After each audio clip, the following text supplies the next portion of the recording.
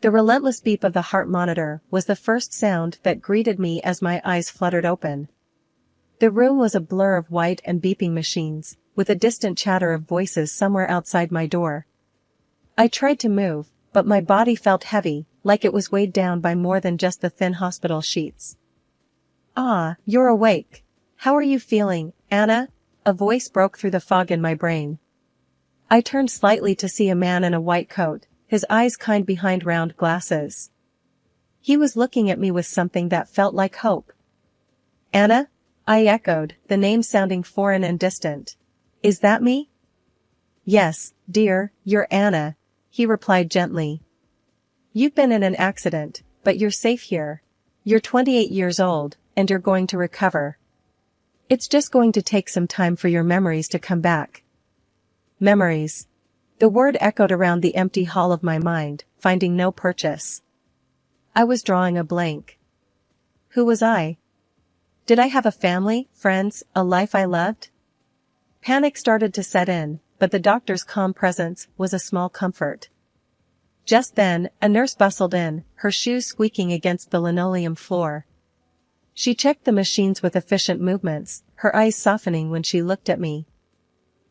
"You're doing better today, hon, got a strong heart there," she said, patting my arm. I managed a weak smile, comforted by her motherly demeanor. As the day passed, I tried to piece together the fragments of the person I used to be, but it was like grabbing at smoke. The doctor, whose name tag read Dr. Ellis, came in and out, always with a reassuring word or a checkup on my progress. "Your husband will be so relieved," Dr. Ellis mentioned offhandedly during one visit. "Husband?" I choked out, the word setting off a distant alarm in my head. "Yes, Mike. He's been worried sick. He and your mother-in-law, Carol, they should be visiting soon," he explained, checking the chart at the foot of my bed. The news should have comforted me, but instead, a sense of dread unfurled in my stomach. I didn't know these people, and yet, they were apparently my family. What if they were strangers to me? What if I never remembered them? The rest of the day was a blur of nurses, meals I didn't taste, and a deep, unshakable feeling of loneliness. I stared at the ceiling, listening to the sounds of the hospital around me, each beep and footstep a reminder of the life waiting for me beyond these walls, a life I couldn't remember. As night fell, and the hospital settled into a quieter rhythm, I lay awake, my mind racing with questions and fears. Who was I? Would I like the person I was? And what about Mike and Carol? Would they be strangers or the key to unlocking who I was? The uncertainty was suffocating, but as I drifted in and out of a restless sleep, a resolve began to form. I would find out who Anna was, piece by piece, memory by memory. The next morning, the sun filtered through the blinds, casting a warm glow over the sterile room. I was propped up with pillows, my head a whirl of thoughts and questions about the day ahead. That's when the door creaked open, and two people walked in, their eyes locked on me with a mix of concern and something else I couldn't quite place. The man was tall, with a nervous smile. Next to him was an older woman, her hair a soft shade of gray, and her eyes warm but cautious. They both paused at the foot of my bed, as if unsure how to start. "Anna, darling, it's me, Mike, your husband," the man said, his voice shaking slightly. The woman next to him reached out and squeezed his hand, offering a silent support. "And I'm Carol, your mother-in-law. We've been so worried about you," the older woman added, her voice gentle. I stared at them, trying to find a shred of recognition, but there was nothing. They were as familiar to me as the strangers I passed on the street. Panic fluttered in my chest, but I masked it with a nod. "Hi," I managed to croak out, my voice sounding foreign to my own ears. "I don't remember you, but the doctors say that's normal." Mike came closer, his eyes brimming with something that looked like tears. "It's okay, Anna, we're here for you. Whatever you need, we'll help you remember." Carol nodded, adding, "We brought some photos and things from home, thought they might help jog your memory." They handed me a small stack of photographs, the edges worn and the colors faded. I flipped through them, seeing images of a woman who looked like me, smiling next to Mike and Carol in various settings. But no matter how hard I stared, the memories wouldn't come. As I set the photos down, Mike reached out, his hand hovering over mine. "It's a lot, I know. But we're family. We'll get through this together." I nodded, feeling overwhelmed but trying to hold on to the sliver of hope they offered. Carol pulled up a chair and started talking about the past, her words painting a picture of happy family gatherings, holidays, and shared laughter. "And remember the time we went to the lake house?" she chuckled, looking at Mike for confirmation. "You tried to fish and ended up falling in." Mike laughed along, but I couldn't share in their mirth. It was like they were talking about someone else's life, not mine. The visit stretched on, with them sharing stories and trying to coax memories from the depths of my mind. But as they talked, I couldn't shake a growing sense of unease. Their words were kind, but their eyes held a tension I couldn't understand. Finally, after what felt like hours, they stood to leave. "We'll come back tomorrow, okay? Try to rest," Mike said, squeezing my hand lightly. Carol leaned in, her perfume a faint mix of lavender and something sweet, and kissed my forehead. "You're strong, Anna. You'll remember in time." They left, and I was alone again, the photos and their words swirling around me like leaves in the wind. I lay back against the pillows, trying to piece together the puzzle of my life. But the more I thought about it, the more the edges seemed to fray and slip through my fingers. I realized then that this journey wasn't going to be easy. There would be no magical moment of clarity, no sudden flood of memories. It would be a slow, painstaking process of rebuilding, of learning who I was from the strangers who claimed to love me. The day I left the hospital, the sun was high and bright, but my stomach churned with a storm of nerves. Mike had come to fetch me, his car purring softly outside as he helped me into the passenger seat. The drive was quiet, too quiet, with only the occasional attempt at conversation. "You'll love being back home, Anna. It's where you belong," Mike said, glancing over with a forced smile. I just nodded, my gaze fixed on the passing scenery, a blur of colors and shapes that meant nothing to me.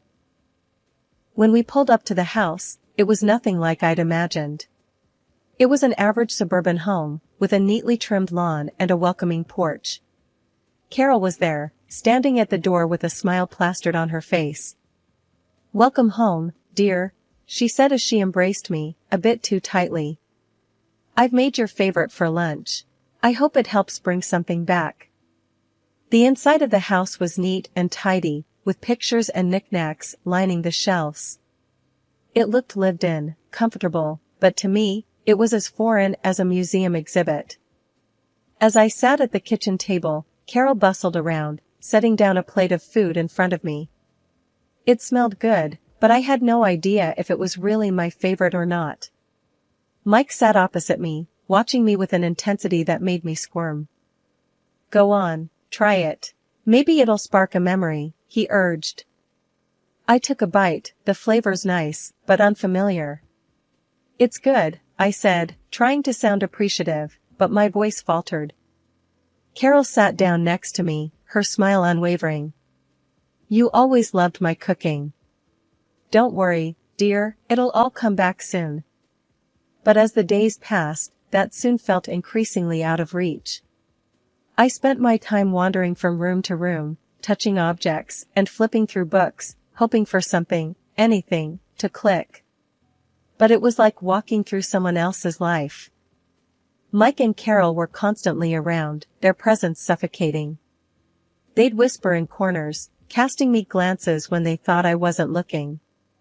Their attempts at normalcy felt strained, their laughter a bit too loud, their stories a bit too perfect. One evening, I confronted Mike about it. "Why are you both always whispering? If there's something I should know, just tell me." He looked taken aback, then composed himself quickly. "We're just worried about you, Anna. We don't want to stress you with our concerns." But the whispers continued, and the tension grew. I felt trapped in a house full of secrets, playing a role in a life I didn't remember.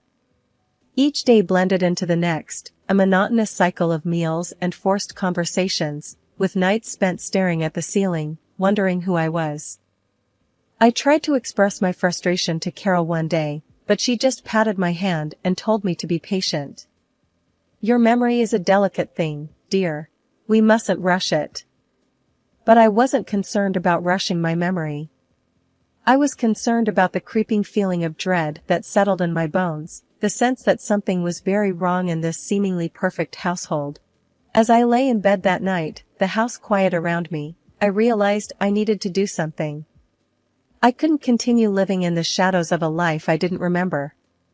I needed to find out the truth, to understand why my gut screamed warnings at me every time Mike smiled or Carol laughed. With that thought, a spark of determination lit within me. I would start digging, start questioning. I would find out what was really going on in this not-so-sweet home. And maybe, just maybe, I'd find myself along the way. The decision to get a new phone was a small step towards normalcy, or so I thought. Carol insisted on accompanying me, her concern etched into every furrow of her brow. The drive to the store was quiet, punctuated only by her occasional attempts at small talk. As we walked through the electronic store's sliding doors, the buzz of gadgets and murmured conversations felt strangely comforting. Carol hovered close, her eyes scanning the shelves as I examined the latest phones. After settling on a model that seemed user-friendly, I handed it to the salesperson. "This one, please," I said, trying to sound more confident than I felt. Carol smiled approvingly, her hand resting lightly on my back. "Good choice, dear. Let's get this set up for you." As the salesperson busied himself with the phone, a familiar voice pierced through the hum of the store, halting me in my tracks. "Anna? Anna, is that really you?" I turned to see a woman, her face a mix of shock and relief. Do I know you?" I stammered, her name dancing just out of reach. "It's me, Lydia. From the gym, remember? We took those yoga classes together," she exclaimed, her eyes searching mine for recognition. Lydia. The name clicked into place, an anchor in the storm of forgotten memories. "Lydia, yes, I remember you." Carol's grip on my arm tightened, her smile faltering. "Anna, we really should be going. You need your rest." But Lydia was insistent. "Wait, Anna, it's been so long since I've seen you. Are you okay? I heard about the accident." I nodded, glancing at Carol's increasingly anxious face. "I'm getting there. Just trying to piece things back together." Lydia leaned in closer, her voice dropping to a whisper. "Be careful, Anna. There's something not right. Don't trust them, not your husband, not your mother-in-law." Her words sent a chill down my spine, a warning that resonated with an instinctual fear. "Thank you, Lydia. I'll keep that in mind." Carol was pulling me away now, her usual calm demeanor, cracked with urgency. "Come now, Anna, let's get you home." After the unsettling encounter with Lydia, my mind was a whirlpool of confusion and fear. The need for answers gnawed at me, pushing me to seek out the only person who might have some, my doctor. I scheduled an appointment, the questions burning in my throat. Sitting in the sterile, quiet office, I faced Dr. Ellis, his familiar, kind eyes watching me closely. "Doctor, why can I remember Lydia, a friend, but not Mike or Carol? Why are some memories clear, but not others?" He adjusted his glasses, a sigh escaping him. It's not uncommon in cases of traumatic amnesia for the subconscious to protect itself by blocking out particularly painful or stressful memories. It's possible that your mind is shielding you from memories associated with your husband and mother-in-law because they're tied to unpleasant emotions or events. His words sent a chill down my spine. Unpleasant memories? What could be so bad that my own mind refused to remember? I thanked him, my mind set. I needed to uncover the truth, to dig into the past my mind was so desperate to keep hidden. Returning home, I went straight to my room, my heart set on a mission. My laptop sat on the desk, a gateway to the answers I sought. Surprisingly, as I opened it, my fingers danced over the keys, entering the password as if they had a mind of their own. It was a small victory, but it fueled my resolve. I started sifting through files and documents, my attention caught by a folder labeled Personal. Clicking it open, I found photos of myself, my friends, places I'd traveled to, but not a single one with Mike or Carol. How could that be? Weren't we a family? Digging deeper, I found more documents related to property ownership and bank accounts. My eyes widened as I realized the extent of my wealth. Several properties and a bank balance that read $3 million. I was rich, an heiress, and until this moment, utterly unaware. The discovery was staggering. Why hadn't Mike or Carol mentioned this? Why was there no photo evidence of our supposed happy life together? Doubts and suspicions swirled in my mind, forming a dark cloud of betrayal and deceit.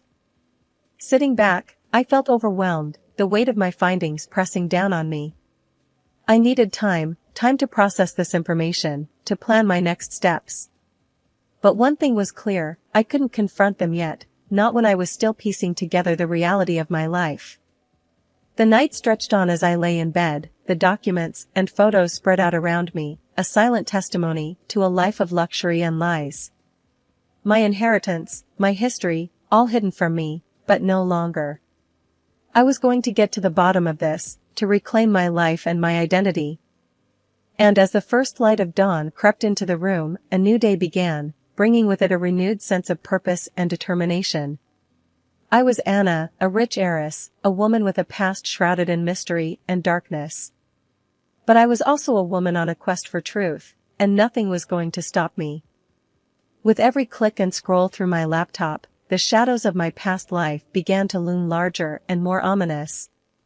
My heart pounded as I stumbled upon a hidden folder, cleverly concealed within layers of digital clutter. It was labeled simply, Diary. Hesitantly, I opened the folder, revealing an electronic diary that chronicled a history of emotional turbulence and despair. The entries were in my handwriting, or rather, my typing, detailed accounts of bullying and manipulation at the hands of the two people who were supposed to love and protect me, Mike and Carol. My eyes welled up as I read my own words describing incidents of cruelty, moments of fear, and desperate pleas for help that I had no memory of writing. July 10th, Mike threw a plate of spaghetti at me, which was too cold. August 17th, Carol called me a freeloader, a parasite who doesn't belong in their house. The weight of realization was crushing. How could I have lived through this and not remember? How could they look me in the eyes and pretend to care? My mind raced with questions, but I knew I needed to keep going, to uncover the full extent of the betrayal. I closed the diary, my hands trembling, and opened my email. There, among the spam and mundane messages, was an unread email from a private detective. My breath hitched as I read his words, filled with concern over my prolonged silence. He detailed his surveillance of Mike and attached damning evidence of infidelity, photos of my husband with another woman, their intimacy undeniable. But that wasn't all. The detective had also recorded conversations, audio clips that now played through my laptop speakers. Mike's voice, cold and calculating, discussed plans with Carol to secure my inheritance for themselves. The treachery was laid bare, each word like a knife twisting in my heart. I sat back, the laptop forgotten on the desk, as the reality of my situation crashed over me. The people I lived with, who I was supposed to trust, had been plotting against me, using me for their gain. The life I couldn't remember was one filled with lies and deceit.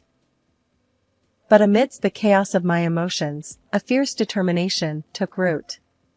I wouldn't be their victim any longer. Armed with the truth and evidence of their betrayal, I knew what I had to do. It was time to confront them, to take back control of my life and my future. My mind made up, I gathered the evidence, the diary entries, the photos, the recordings, and headed toward the living room, where Mike and Carol were chatting casually, unaware of the storm about to break. "We need to talk," I said, my voice a calm I didn't feel. Mike looked up, a flicker of worry crossing his face. "What's wrong, Anna?" I slammed the evidence onto the table, the sound echoing like a shot. "This is what's wrong. I know everything, the affairs, the plans, all of it. The color drained from their faces. Mike sputtered, Anna, please, let's just talk about this. No more talking, I snapped, cutting through his weak protest. I've listened enough. It's time you both heard me. Carol's hand shook as she reached out, her usual composed demeanor shattered. Anna, darling, we can explain. I recoiled from her touch. Explain? Explain why you pretended to care? Why you plotted behind my back? No, there's nothing you can say to make this right. The room was thick with tension, a tangible force that seemed to press down on us all. Mike tried again, his voice desperate. We were desperate, Anna. The debts, the pressure, we thought we had no other choice. But you did have a choice, I countered, my voice rising with every word. You chose to lie, to cheat, to hurt me. And now you're going to face the consequences. I watched as they struggled to find words, their mouths opening and closing with no sound. The realization of their situation was finally dawning on them, the understanding that they had lost everything they had tried so desperately to steal. I'm leaving, I announced, the finality of the statement hanging in the air. I'm taking back my life, my inheritance. And you will not get a cent of it. Mike's face crumpled, the reality of his situation finally hitting home. Anna, please, I'm sorry. We never meant for it to go this far. Carol was crying now, her sobs a bitter soundtrack to their downfall. Please, Anna, we're family. But their words were too little, too late. I turned away, leaving them in the kitchen, their world crumbling around them. I spent the next few days with lawyers, ensuring that my assets were secure and that Mike and Carol would never be able to hurt me again. The process was draining, but with each signature, I felt a piece of myself returning, the strength and determination that had been buried for so long. Finally, it was done. I stood outside the lawyer's office, the sun warm on my face, a free woman. I had confronted my past, faced my tormentors, and emerged victorious. The road ahead was mine to shape, a path of my own making. The divorce was as messy as one might expect, with Mike grasping at straws, trying to claim a piece of my inheritance. His desperation was evident, a stark contrast to the confident man I once thought I knew. I sat there, my lawyer by my side, as the judge went through the evidence, the photos, the recorded conversations, the diary entries. The weight of the truth was undeniable, and Mike's face fell as each piece was laid out before the court. In the end, the judge's decision was clear. Not only was the divorce granted, but Mike was also denied any claim to my assets. The court went further, ordering him to pay compensation for the emotional trauma, the betrayal, and the violence I had endured. Carol, with her part in the deceit, faced her own set of legal troubles, her facade of kindness and concern long shattered. As I walked out of the courtroom, the final gavel echoing in my ears, I felt a weight lift off my shoulders. Mike and Carol were left to drown in their debts, their house taken by the bank, their lives a reflection of the ruin they had tried to impose on me. Now, I was truly free, not just from them but from the fear and doubt that had clouded my life. The inheritance from my grandmother, a sum total of several properties and $3 million, was solely mine. It was more than just wealth, it was a symbol of a new life, of possibilities and dreams waiting to be realized. My memory, too, began to return in fragments, each piece a bittersweet reminder of the past and a beacon for the future. I remembered laughter and love, pain and betrayal, but most importantly, I remembered who I was before it all.